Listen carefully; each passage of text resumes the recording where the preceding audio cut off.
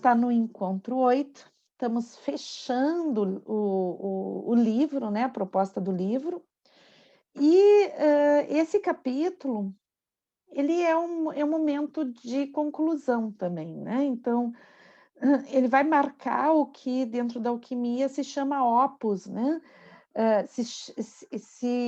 e que traz essa questão da integração, da conúntio, né, ou seja, o casamento sagrado, a união, né. E hoje a Rosângela estava falando que para ela o sol e a lua têm que estar juntos, né, e é muito curioso, porque isso é um símbolo de conúncio, né. Então, a conúncio, ela é o casamento alquímico, é a união dos opostos que são complementares também, é a união do masculino e do feminino, da noite e do dia, e ela representa também a união de todas as nossas partes, né. Então, a gen vocês eu propus para vocês, alguns conseguiram fazer, né, a questão de, como a gente viu do último encontro, a questão da separatio, né, que a gente pôde ver, assim, que existem várias partes de nós mesmos, né, que a gente pode olhar especificamente, como dentro da biodança, a gente vê a dança da serpente, né, que é essa coisa de poder olhar quase analiticamente partes, né, abrir e olhar o que que me serve, o que que sou eu, o que que não sou eu, né. Então, eh, mas quando eu propus a questão do mandala para vocês, né, ou seja, explicando para que todo mundo compreenda, que eu propus que a gente pudesse ver as várias partes do nosso ser, né, e poder representar essas várias partes numa unidade, né. Então o que foi separado poder ser integrado numa unidade, então de forma que a gente possa perceber em nós mesmos uma diversidade, né, uma grande quantidade de aspectos em nós, e esses aspectos eles não são dissociados uns dos outros, né, mas sim, eles se integram numa unidade. Então a gente tem, vários aspectos que se integram, e que interagem, que dialogam. E quando eu fiz essa proposta para vocês, eu trouxe também, vários exemplos, né, então, assim, um primeiro que é o Tao, né, que é essa formação de Yin e Yang, que representa essas 2 energias que são complementares, né. Então, e quando a gente olha o Tao, a gente vê uma unidade, mas também a gente pode perceber que ali existe uma diversidade, né, que são 2 energias que se separam e se integram, se separam e se integram numa pulsação. Depois eu falei também por exemplo, dos signos do zodíaco, né, que cada um tem uma característica, cada signo tem uma característica, mas quando a gente vê um mapa astrológico, a gente vê que existe um diálogo entre essas características, né, e que, esse diálogo forma uma unidade, então, que é a própria carta astrológica, que é um mandala, né. Então, a conúntio, que é o passo que a gente o passo que a gente vai ver hoje, né, a operação que a gente vai ver hoje, ela é o momento, né, de integração, é o momento de comunhão, é o momento de união, né. É o momento onde aquilo que estava separado se integra, hum. E por isso que mesmo que o passo anterior, né,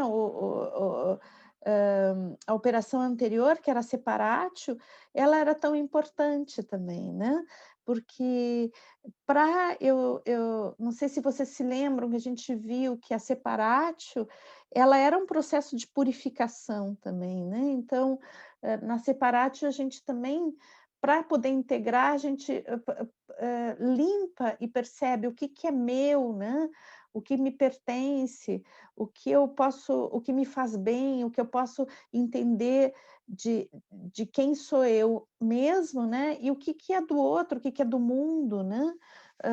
e perceber que, bom, nós formamos uma unidade eu e o outro, eu e o mundo, hã, mas também existe uma unidade que é de cada pessoa, né.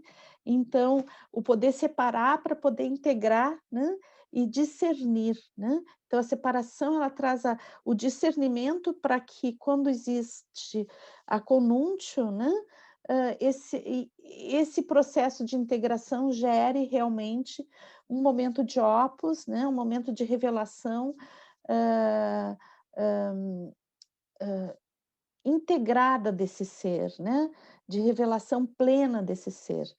É claro que se a gente pegar a questão da própria Ouroboros, né, que é aquela cobra que, morde o próprio rabo, a gente vai ver que, bom, quando a gente chega nesse momento de integração, a gente também começa um novo processo, é como se fechasse uma porta e abrisse outra, e nesse processo a gente começa toda uma viagem, já não naquele patamar que a gente estava fazendo o percurso, né, mas vai para um tom acima, né, e começa novamente um novo processo.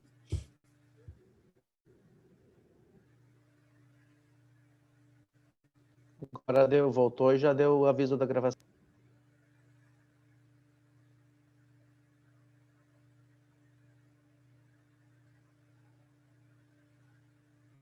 Tem que dar o sonido, Abre o Mirta, você som, está abre o fechado. som. Obrigada. Desculpe, caiu aqui a conexão. Eu troquei para a conexão do meu celular para ver se segura. Buenas, deixa eu compartilhar com vocês a tela novamente.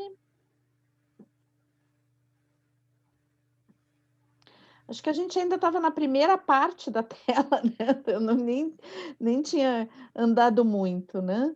Então vamos continuar. Sim.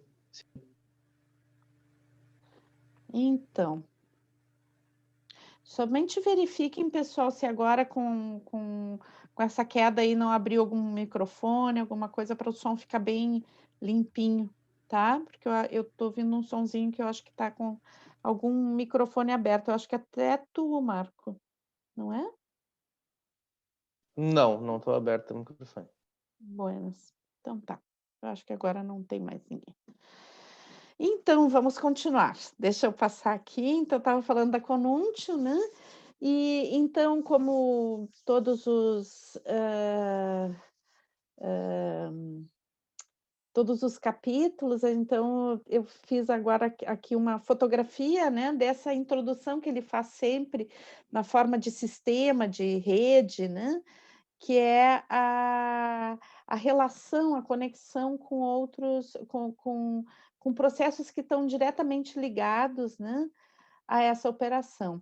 Então, dentro da Conúntio, é a união de opostos, é o casamento sagrado, né, é a fusão sexual, as conexões que a gente estabelece, as relações de grupo, a sociedade, né. Então, tudo que tem a ver com essa integração, que, na realidade, a gente vai ver que tem muito com uma integração com a gente mesmo, né, mas passa muito por essa relação de pertencimento e de fusão com totalidades maiores, que pode ser desde de uma vivência de par ou de amizade, até as vivências grupais, as vivências de relação, com a sociedade, com a cultura, uma comunidade, né, então as nossas participações junto com outros, onde a gente compõe uma outra totalidade, forma uma outra identidade que vai além de nós mesmos.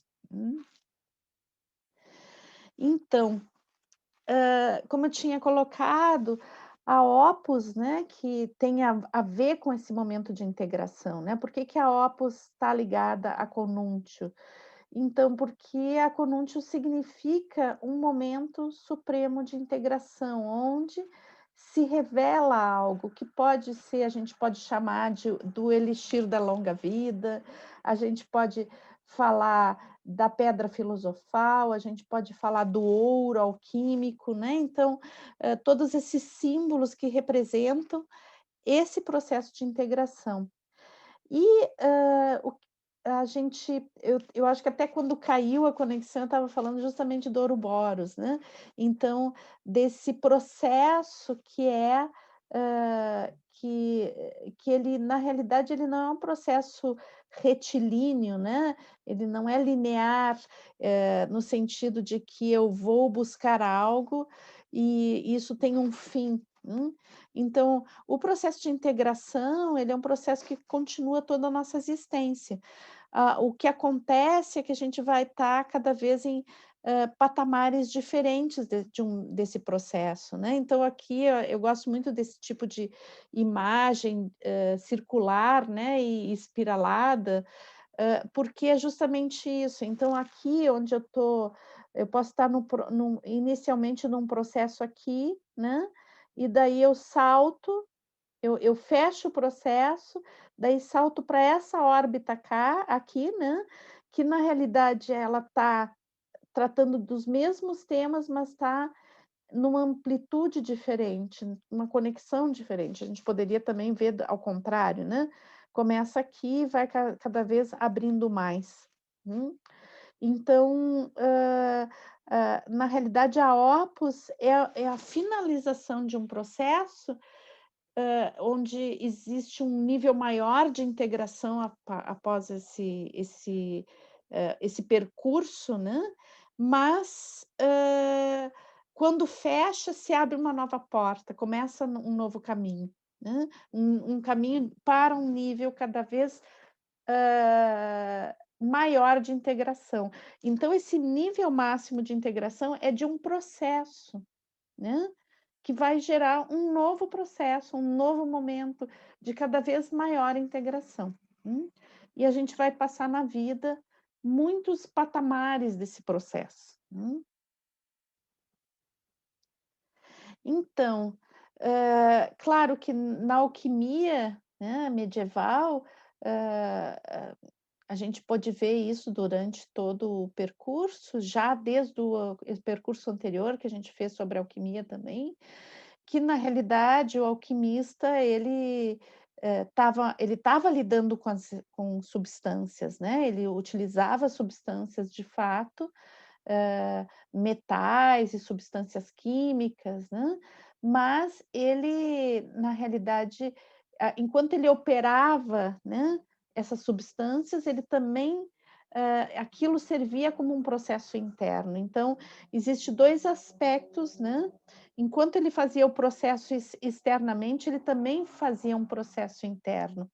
E aqui tem algo que é bem interessante, né? Porque isso talvez seja, inclusive, um pouco difícil para a nossa mentalidade, que é científica, né? Que vem aí já de alguns séculos, onde a ciência e a racionalidade se destacam, se separam, né, da metáfora e da poesia. Então, o que acontece? A gente olha isso e causa um estranhamento, como eu fazendo, lá sei eu, fazendo uma operação alquímica, no sentido de mexendo com metais, mexendo com os elementos, mexendo com substâncias, né? Eu vou fazer uma transformação interna. Mas o homem medieval, né? O homem e a mulher medieval, eles não faziam não organizavam o pensamento da forma como a gente organiza. É uma outra forma de ver o mundo, né? Então, talvez para nós, nesse momento, né, seja um momento de reintegração, né? Ontem eu estava falando um pouquinho, dando uma palestra em italiano sobre sobre o livro anterior que a gente fez, né? Que o pessoal da Itália está fazendo o percurso, que é o Alquimia, né? Baseado no livro do James Hillman. E que, não sei se vocês se lembram do penúltimo capítulo, onde ele falava do ar, né? Do ar e de como a ciência, ela, partir de uma necessidade de comprovação e de uma necessidade de se apoiar em uma coisa exata, né?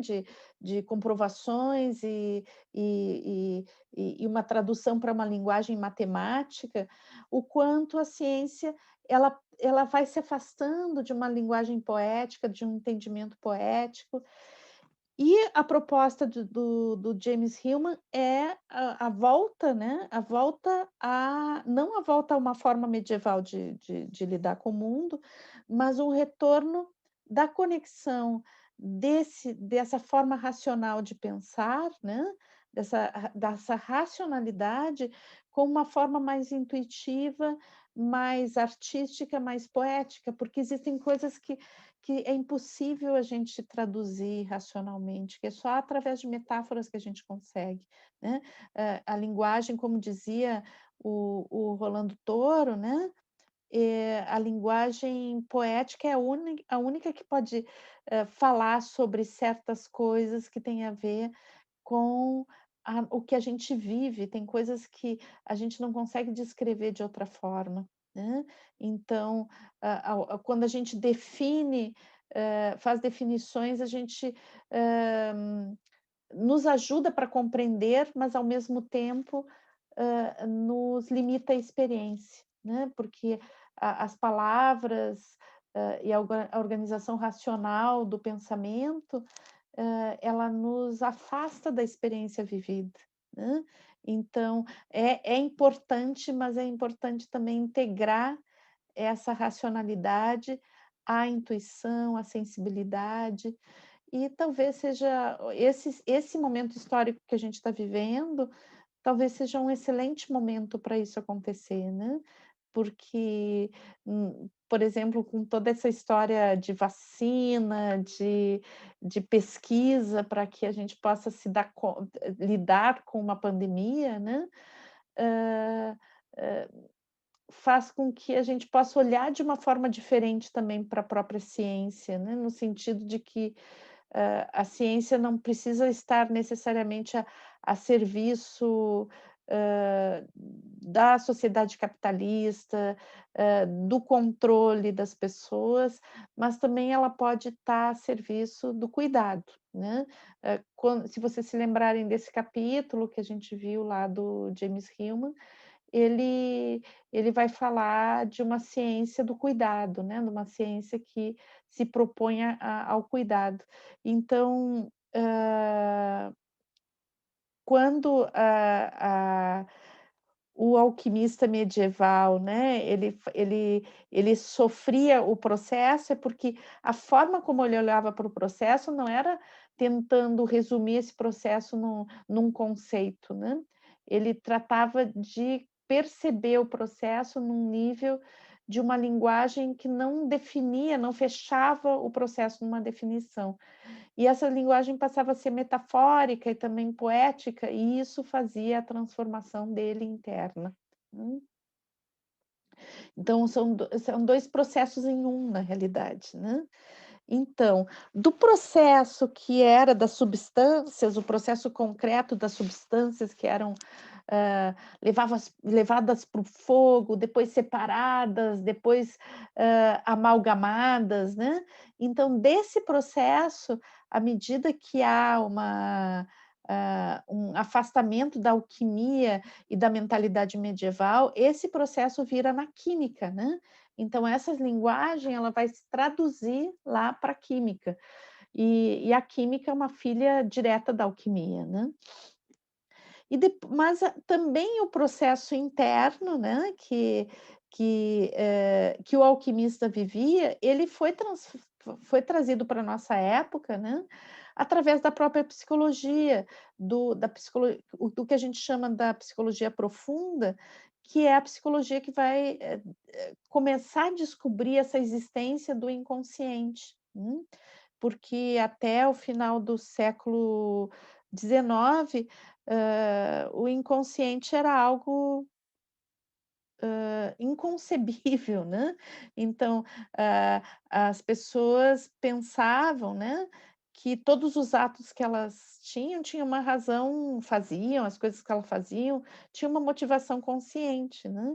E daí, a partir de Freud, hã hã, existe um início de uma consciência de que existem motivações que a gente não domina, que a gente não consegue controlar, né, e daí começa a teoria do inconsciente, e que vai ter vários seguidores, várias formas de interpretar, entre as quais, Jung, né, que nos traz a noção de que, essa profundidade, né, ele que faz a conexão com a alquimia, né.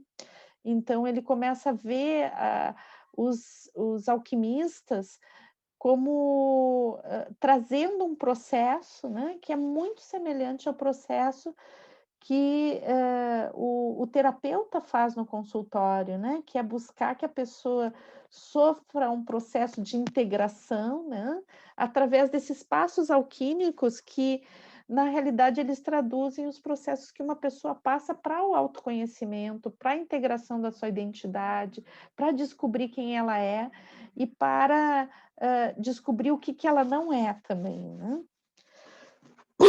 Então, a gente pode dizer que a psicologia profunda também é filha da alquimia, né.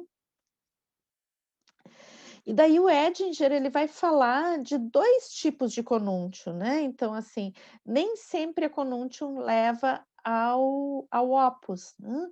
Então, porque a gente faz aí na nossa vida muitos casamentos, né, inclusive a gente se une muitas vezes a coisas que a gente não quer, né, e que claro que existe um um processo de aprendizado bem profundo em uniões que são equivocadas, que a gente, hã, hã, que muitas vezes são tóxicas, são destrutivas, mesmo aí no que ele chama de conúntio inferior, né, existe um processo de aprendizado, mas essa conjuntura inferior, essa ligação, essa integração, esse casamento, ele não está levando a opus, ele está levando a um processo de aprendizado, né, ele faz parte do processo, não é o final do processo. E daí o que ele chama de conúntio superior, né, é um processo de integração onde, aquelas energias que parecem que são separadas, né, elas se integram. E daí aqui que eu trago, ó, Rosângela, o Sol e a Lua, né, que é uma grande representação da conúntio superior, a integração de Sol e Lua, né, de prata e ouro, do masculino e do feminino, que permite a fertilidade, né. Então, não é por acaso que na figura, né, aparece a lua grávida, né, a lua cheia, que é justamente, aquela união que nos permite frutos, que nos permite fertilidade, que tem, como propriedade, parir a nós mesmos, na realidade, né. Então, essa é a conúntio superior. Então, daí eu trouxe essa frase que eu criei, mas eu acho que eu não é uma frase do Edinger, foi uma reflexão que eu fiz, né, em cima da leitura do Edinger, que a gente faz, muitos matrimônios antes de se casar com a gente mesmo, né. Então, que essa conúntium superior, ela tem a ver com o processo de integração, muito profundo, mas o principal processo de integração é da gente com a gente mesma, a integração da nossa identidade pela leitura, essa nomenclatura não vai ser usada pelo Edinger, né, mas trazendo para uma reflexão biocêntrica dentro da teoria de biodança, é o processo de integração da identidade, se revelar em ouro, né, é, o processo de integração da identidade. Então, quantas, conúntios inferiores a gente passa, e aprende e vive para nos gerar uma conexão com a gente mesmo, uma integração com a gente mesmo, uma coerência com a gente mesmo. Hum. Então, daí, o Edinger vai falar um pouquinho do sal, que também eu lembro que a gente tem a gente estudou, a simbologia do sal longamente, né, um encontro só para falar do sal, né, quando a gente viu o livro do Hillman. E então aqui o Edinger ele vai falar de uma relação do sal com a decepção, né, porque muitos processos de conúncio inferior, elas nos levam à decepção, né, nos levam à decepção com o outro, com uma situação, com um sentimento de traição, com um sentimento de equívoco, não que todas as relações vão levar a isso, né, mas o que é considerado uma conúncio inferior é como quando existe um processo que gera um amargor, né? Gera um amargor. E daí o Edinger vai fazer essa relação, né? Do amargo do sal, né? O sal que quando a gente coloca em excesso, ele é amargo, né? Mas o mesmo sal que, na medida certa, ele dá sabor. Então, que a elaboração dessas perdas que a gente vive em relação a pessoas, a grupos, a participação da gente em relação à construção coletiva de algo, né? E que às vezes nos levam à decepção, não sempre, mas às vezes sim, né? São parte natural do processo da existência, né? E elas geram no início um amargor, mas à medida que o tempo passa e a gente compreende o processo e aprende com ele, então daí ele não é mais amargo, mas ele tem sabor, né? E daí lembrando essa conexão do sabor com sabedoria, uma sabedoria que se constrói com a vida, né? Então, saboreando a vida, eu vou utilizar o sal como um elemento de sabor e não de amargo, né? Mesmo que inicialmente ele nos traga amargor. Não sempre o sabor vem do amargo, né? Às vezes o sabor vem diretamente da dose correta do sal, mas às vezes o sabor vem do amargor, né? E daí nos cabe transformar o amargo em sabor, e em sabedoria. Então, a gente pode considerar a Opus, né, como um processo de integração, né? Um processo de integração da gente com a gente mesmo, principalmente nesse sentido, quando a gente vai ver a alquimia num nível de metafórico, de mergulho profundo dentro da gente mesmo, a Opus, ou a revelação, né? Ela vem, na realidade, falar de um processo de integração profundo, que é o que todos nós buscamos, né? E esse processo de integração, ele nos conduz, né, à lucidez, ao discernimento, a uma visão mais sábia da nossa relação com o meio, uma visão mais lúcida a respeito das coisas que a gente vê, menos projetiva, né? Menos se colocando fora da gente a nossa ansiedade, a nossa os nossos medos, né? Mas podendo olhar para dentro de nós, ao invés de expulsar de nós para poder lidar melhor, né? Então é como que as projeções vão sendo retiradas, né? Lá de fora, né? Para que a gente possa olhar para dentro e lidar com esses elementos internos, né? E daí, à medida que esses elementos, a gente pode entender melhor esses elementos como pertencentes a gente começa a olhar o mundo, né? Não com uma frieza matemática, porque não é esse o caso, mas sim o mundo na sua beleza, na sua naturalidade, e também na sua sombra, né? Inclusive para entender melhor a sombra do outro, é importante eu não projetar no outro a minha sombra. Então, à medida que eu posso deixar essas projeções da sombra fora de mim, eu consigo integrá-la e ter mais lucidez para lidar com o mundo, inclusive com a sombra dos outros. Então, uma das metáforas de Opus, né, e de Conuntium, é a pedra filosofal. A gente já tinha falado um pouquinho sobre isso, né? Mas daí, então, assim, a pedra é uma pedra, né? A pedra filosofal é uma pedra, né? É uma pedra vermelha, né? Então, só que é uma pedra filosofal. O que significa isso, né? Então, é uma pedra que une, na mesma pedra, né? Existe o que é uma pedra, que é uma realidade dura e crua, né? E ao mesmo tempo a filosofia, né? Como um elemento de amor e sabedoria. E o fato de ela ser vermelha, né?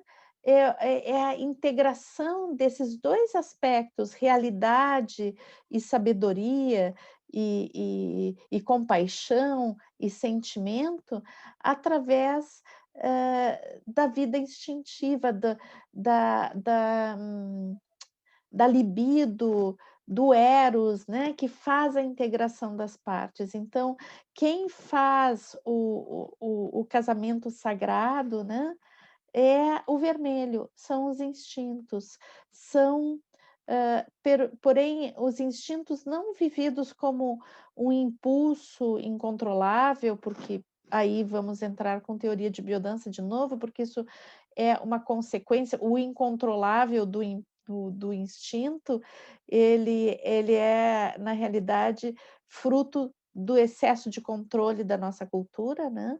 Então, na realidade, é fruto da dissociação, porque os instintos são as forças reguladoras da vida, então não existe um instinto que vai ser destrutivo, o que é destrutivo é a consequência da repressão do instinto e das deformações que surgem da repressão dele, né? Mas sim, quando a gente chega na pedra filosofal, existe um processo de volta de uma autorregulação instintiva, né? De um fluir com esse instinto, com as nossas necessidades, um fluir com aquilo que a vida nos pede, né? Não como algo que está reprimido e se solta violentamente, mas algo que serve de elemento catalisador, né? De elemento que traz a cola, que faz com que a realidade e a compaixão e o amor e a sabedoria possam estar integrados.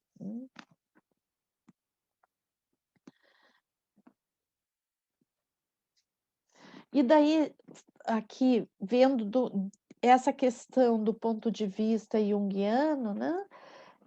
Essa pedra filosofal tem a ver com a integração do ego com o si mesmo, com a profundidade desse ser, né? A gente viu durante vários capítulos que o que acontece na nossa cultura é que o ego se infla, né? E ele se dissocia desse ser profundo que somos nós mesmos, né? Então ele se dissocia, ele fica fascinado com o poder ou com a imagem externa, ou fascinado inclusive consigo mesmo, e perde a conexão com si mesmo, né? Então, a Opus é o momento que o ego reencontra o si mesmo, né? E encontra novamente o seu lugar de expressão do si mesmo no mundo. Então, a gente pode ver que num nível também arquetípico, né, a Opus, a Conuntium, tem a ver com o Hierogamos, né? O que é o Hierogamos? Na realidade, aqueles rituais, né, que tem a ver com esse grande encontro das diferenças, né, num nível arquetípico, que forma o que a gente chama de matrimônio sagrado. e que os povos ancestrais, eles viviam isso de uma forma muito ritualística, né. Então, a gente vai ter todos os rituais que existiam na antiguidade, onde, hã, a rainha e o rei se unem, né, dentro de um ritual orgiástico. Então, dentro da nossa cultura, se a gente vai falar de orgia, né, a gente vai falar de, uma situação, vista como algo, ligado à sexualidade num nível, genital, num nível profano, né, sem sacralidade, né, profano no sentido de profanar algo que é sagrado. E para os nossos ancestrais, né, ancestrais muito antigos, aquelas populações que da antiguidade ou mesmo, populações que são chamadas de primitivas, o hierogamos, ele tem a ver com um sentimento de fusão coletiva, né. Então aquele momento que a gente perde a noção da gente mesmo para se fundir a uma totalidade e voltar, né, como a semente que perde a pele para poder nascer. Bom, dentro da biodança a gente tem vários exercícios, né, onde a gente retoma essa sensação de fusão, né, retoma essa sensação de pertencimento, afetivo e doce, à humanidade, né, que são nos exercícios que a gente chama exercício de regressão. E que para a biodança a regressão não é uma regressão por faixa etária, né, mas sim é uma volta a um funcionamento, né, onde a a pele já não significa que nos separa, mas sim ela nos une ao outro, né. E bom, é uma experiência que dentro da nossa cultura é muito rara, né, mas que nas culturas em algumas culturas, ditas pagãs ou primitivas, né, culturas da antiguidade ou também de algumas, tribos da América ou da África, existia esse momento de comunhão, né, hã, e de um estado de transe alterado de consciência, onde cada um se sente parte da totalidade, né. Então, existe um sentimento de fusão e de fazer parte, de uma forma muito, muito profunda. Hum. E daí tem os filhos desse casamento sagrado, né, os filhos do casamento sagrado, na realidade, o casamento sagrado ele nos leva a parir a nós mesmos, né. Então, dessa integração, né, gera-se um fruto, que é esse ser cada vez mais integrado, cada vez mais cheio de potenciais, cada vez com mais fertilidade criativa, com mais segurança no mundo, e com mais compaixão e com mais capacidade de percepção sensível a respeito da vida. E daí, claro, aquilo que eu estava falando, né, se a gente tenta nomear essas experiências, né, a gente começa a limitá-las. Então, a pressa que muitas vezes a gente tem de entender racionalmente as coisas e nomeá-las, hã, passa a fazer com que a gente perca a grandiosidade das experiências que a gente vive, as experiências de integração, né. Então, muitas vezes a gente contata algo de muito grandioso da gente, porque estamos num processo intenso de integração e tem um momento onde a gente sente isso, e às vezes, erroneamente, a gente tenta definir isso e colocar dentro de uma caixinha, né, de uma definição, de uma compreensão, e daí quando a gente faz isso, sim, a gente tem um nível de entendimento que descarta todos os outros, né. Então é como se a gente começasse a espiar uma realidade muito ampla no buraco da fechadura, né.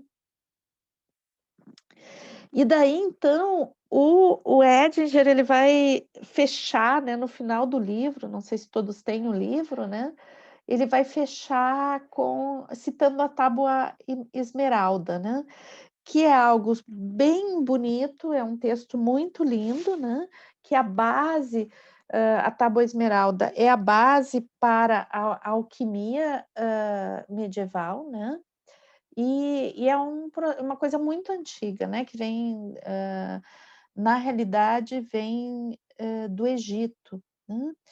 E que bom que tem um dos livros que eu trouxe para a gente, sugerir como continuidade, que é o Kybalion, né, ele traz de certa forma, um estudo, né, a respeito da tábua esmeralda. Mas a tábua esmeralda é uma coisa bem complexa, e daí eu busquei um vídeo para a gente dar uma olhada, tá? Eu acredito que a gente vai passar, assim, uns 5 minutinhos da nossa hora para olhar o vídeo, mas eu acho que vale a pena, tá? Então eu queria propor que a gente pudesse, assisti-lo para fechar o nosso processo, para vocês terem um conhecimento maior sobre a tábua esmeralda. Tábua de Esmeralda é uma peça compacta e enigmática da Hermética e acredita-se conter o segredo da matéria-prima e sua transmutação. Foi altamente considerado pelos alquimistas europeus como a base de sua arte e sua tradição hermética. A fonte original da Tábua de Esmeralda é desconhecida.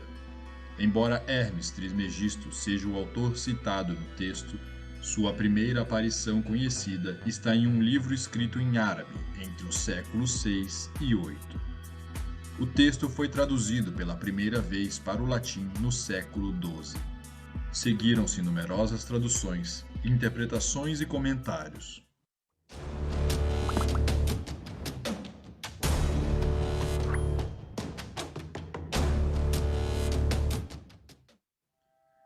As camadas de significado da Tábua de Esmeralda foram associadas à criação da Pedra Filosofal, bem como outras ideias esotéricas.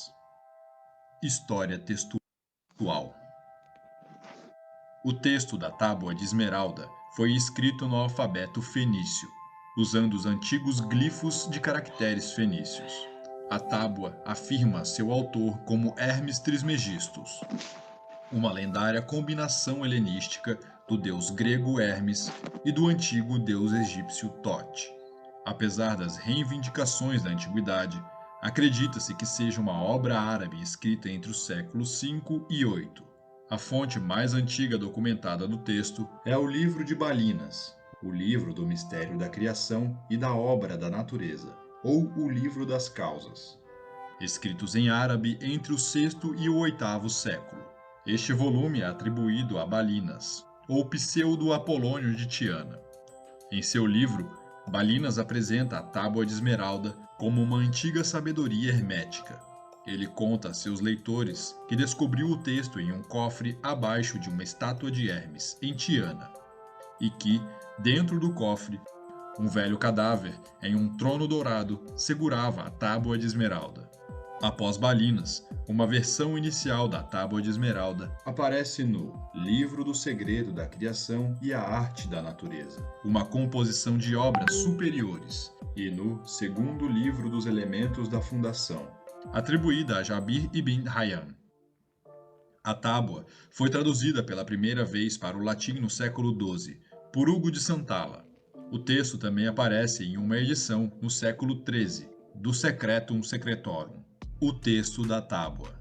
Tradução de Newton. Uma tradução de Isaac Newton é encontrada entre seus artigos alquímicos, que estão atualmente armazenados na Biblioteca do Rei, na Universidade de Cambridge, Inglaterra. É verdade sem mentir, certo e muito verdadeiro. O que está abaixo é como o que está acima, e o que está acima é como o que está abaixo, para fazer o milagre de uma única coisa. E como todas as coisas foram e surgiram de uma pela mediação de uma, assim todas as coisas têm seu nascimento desta única coisa por adaptação. O sol é seu pai, a lua sua mãe, o vento o carregou em seu ventre, a terra é sua ama, O Pai de toda perfeição em todo o mundo está aqui. Sua força ou poder é total se for convertido em terra. Separe a terra do fogo, o sutil do denso. Docemente, com grande diligência, ele sobe da terra ao céu, e novamente desce à terra, e recebe a força das coisas superiores e inferiores. Por este meio, você terá a glória do mundo inteiro, e assim, toda a obscuridade fugirá de você. Sua força é acima de toda força, pois vence todas as coisas sutis e penetra todas as coisas sólidas. Assim foi criado o mundo. Disto surgem e vêm adaptações admiráveis, onde o meio está aqui. Consequentemente, sou chamado de Hermes Trismegisto, tendo as 3 partes da filosofia do mundo inteiro. Aquilo que eu disse sobre a operação do Sol foi realizado e terminado. Influência. Em suas várias revisões ocidentais, a Tábua de Esmeralda se tornou a base da alquimia medieval e renascentista. Comentários e traduções foram publicados por nomes como Johannes Trithemius, Roger Bacon, Michael Mayer, Albertus Magnus e ninguém mais e nada menos que Isaac Newton. O texto conciso era um resumo popular dos princípios alquímicos, em que se acreditava que os segredos da pedra filosofal haviam sido descritos.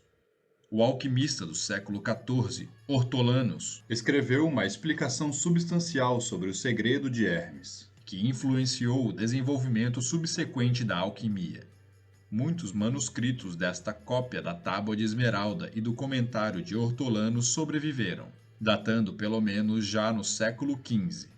Ortolanus, como Albertus Magnus antes dele, via a tábua como uma receita enigmática que descrevia processos de laboratório usando nomes de deck ou palavras em código. Essa era a visão dominante dos europeus até o século XV.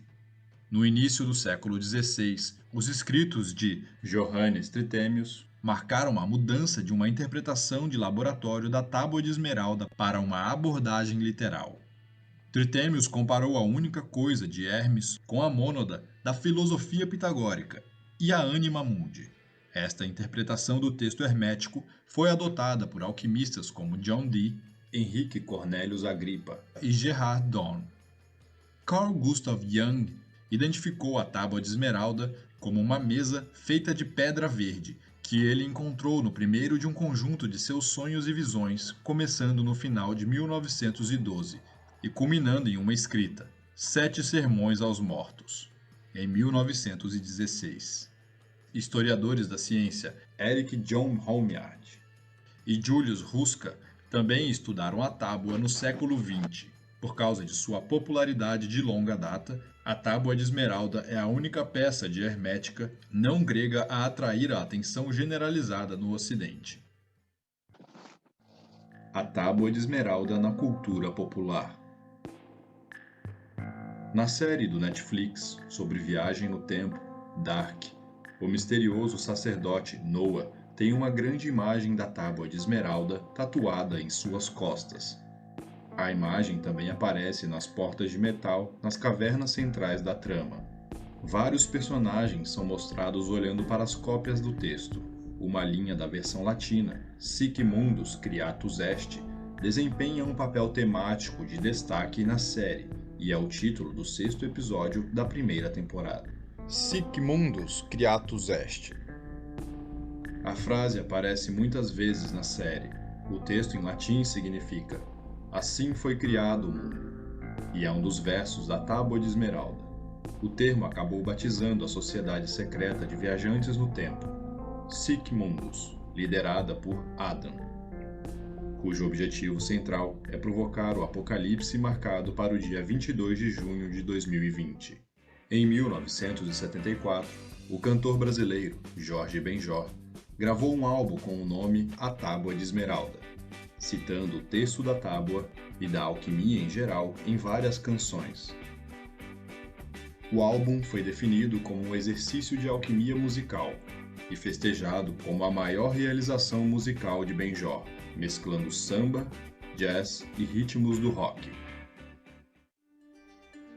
Para compreendermos mais sobre a Tábua de Esmeralda, podemos nos basear em alguns livros como o Corpus Hermeticum e o Kybalion, que traz consigo um axioma muito importante que diz: os lábios da sabedoria estão fechados, exceto aos ouvidos do entendimento. O Kybalion é um resumo do estudo milenar de Hermes Trismegistus, o legislador egípcio, filósofo e, como tal, considerado o fundador do hermetismo.